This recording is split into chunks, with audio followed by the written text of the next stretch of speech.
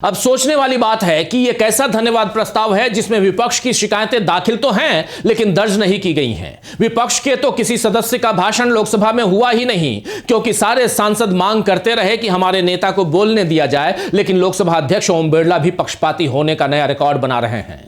उन्होंने जिन नियमों का हवाला देकर राहुल गांधी को बोलने से रोका, उन नियमों की धज्जियां उड़ाकर निशिकांत दुबे न केवल बोलते रहे बल्कि देश के पूर्व प्रधानमंत्रियों के लिए अय्याशी, मक्कारी, भ्रष्टाचारी जैसे शब्दों का इस्तेमाल भी किया।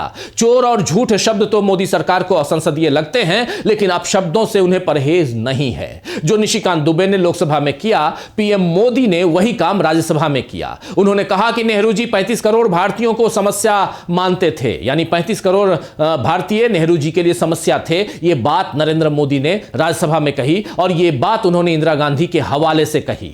जबकि सच यह है कि नेहरू जी 35 करोड़ भारतीय यानी देश की आजादी के वक्त जो आबादी थी, उन सबकी समस्या को अपनी समस्या मानते थे। और यही बात इंदिरा गांधी ने अपने वक्त की आबादी यानी 57 करोड़ भारतीयों के संदर्भ में कही थी।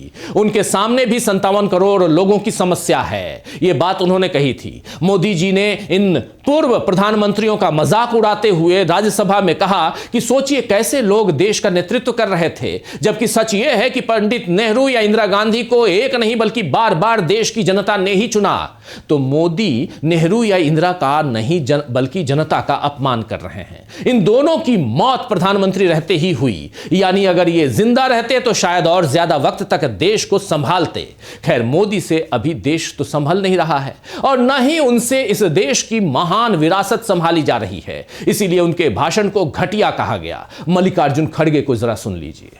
प्रधानमंत्री के भाषण को रिएक्ट करने की जरूरत नहीं है, लेकिन फिर भी जितने घटिया बात उन्होंने बोली है, उन बातों का मैं जरूर रिप्लाई देना चाहता हूं, क्योंकि झूठे बातों को दोहराना उनका हमेशा एक काम रहा है। मैं आपसे कहना चाहता हूं कि पार्लियामेंट के उनके 97 मिनट्स के भाषण में वो कोई ऐसा बात नहीं कही, और हम लोगों ने जो घंटों से बात करके उनको